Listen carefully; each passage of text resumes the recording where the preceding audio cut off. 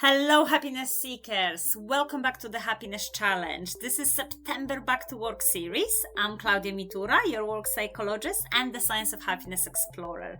Today, I'm tackling a topic that almost everyone faces at work, but few of us talk about it openly.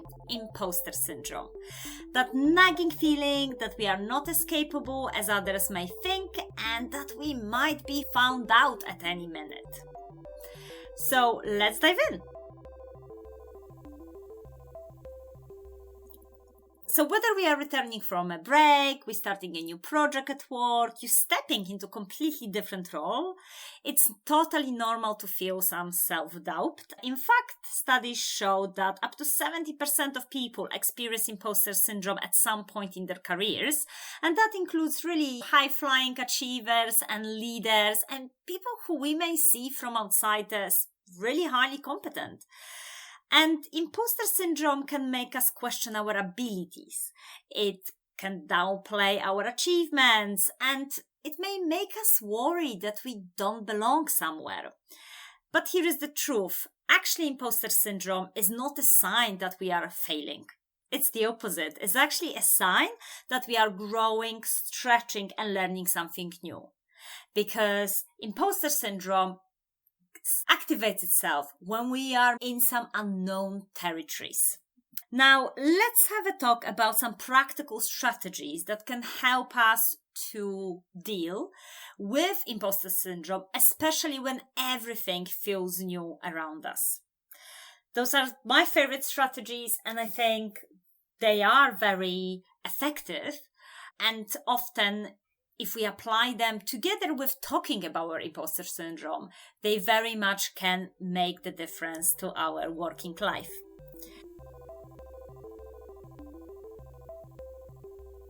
So number one is name your imposter syndrome. So the first step is to simply notice and name what's happening. So when those specific thoughts pop out, I'm not good enough, I don't belong here, have I said something stupid, oh my goodness, people probably know that I don't know how to do this. Just simply pause and say to yourself, that's my imposter syndrome talking. Because research shows that naming our emotions can help us manage them rather than letting them control us. And if we're calling this out, then we are creating a distance between ourselves and our self-doubt, in this case, imposter syndrome. From a personal perspective, every week, that it gets closer to publishing my book, The Alphabet of Happiness, which is getting published on 30th September, so very, very near. My imposter syndrome gets louder and louder, making me doubt my efforts, making me doubt whether my book is good enough, whether people will like it, whether people will read it. So I named my imposter syndrome Linda. And I do apologize to all the wonderful Lindas out there, but my imposter is called Linda, and I imagine her in head to toe pink. That's my least favorite color of all. And she loves whispering doubts, but I know this is Linda talking, especially when I'm tired, when I'm overwhelmed. Linda is putting doubts in my head, but I'm able to recognize that and I'm able to name that. Number two is about writing your strengths down. So often, it's very important to almost provide a counter argument to what our imposter syndrome is saying. So grab a notebook, open a new document, and make a list of your strengths, recent accomplishments, maybe any positive feedback you have received.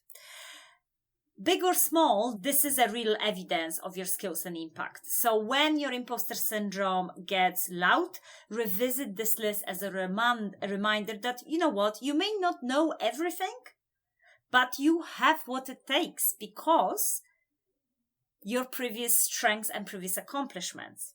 I personally love having a feel-good folder in my Outlook where I will collate all the positive feedback I get.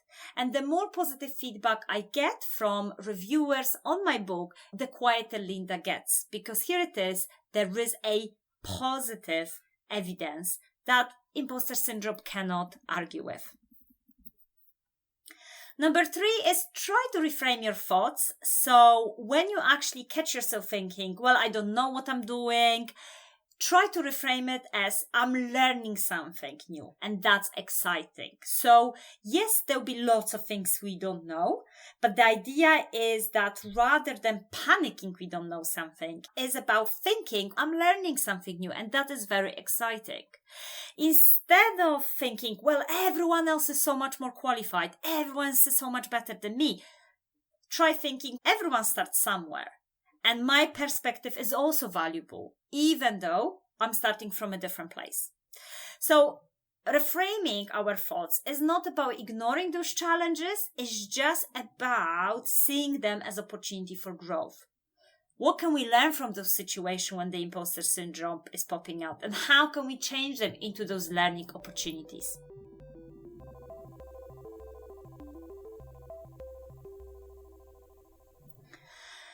Number 4 is embrace being a learner. So my 4th tip is about remind yourself that you are not supposed to know everything right away, especially in the new role, especially on the new project. Normalize this idea of being a beginner. So the most successful people are lifelong learners who are able to ask questions, seek feedback, and they aren't afraid to make mistakes so they can learn and progress. Celebrate progress, not perfection. Even though the imposter syndrome has this idea of an abstract perfection, that doesn't exist. Let's concentrate on what are we learning. And the final one is, despite your imposter syndrome, step out of the comfort zone. So being in the comfort zone is very positive. It's very comfortable. It creates routines and standardization of activities that allow us to save time and energy, but also it can be really limiting.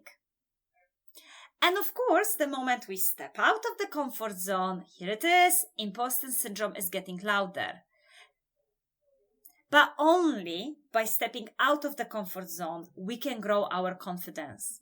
So this week, really ask yourself to consciously step out of the comfort zone once a day, even in the smallest way. Present in the meeting, talk to a stranger, try a new skill.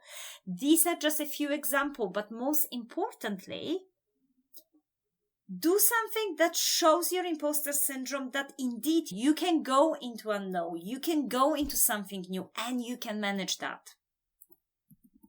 And finally, remember, talk about your imposter syndrome. Share how you feel. Chances are other people around you feel exactly the same way. They will open up and actually also talk about their imposter syndrome. When I start mentioning that I have imposter syndrome named Linda, my other friend said, oh my goodness, my one is called Betsy. All of us, we have imposter syndrome. We don't talk about it, but actually, when we are opening up to a trusted colleague, a friend, a mentor, that can help us feel less alone. And again, you will also allow that safe space for other people to share their experiences. So remember, imposter syndrome is a sign that you are doing something that is challenging yourself. Not that you are failing. And every time you step into something new, you are building new skills and confidence, and use that as an argument, as a counter argument and a counter evidence to what your imposter syndrome is saying.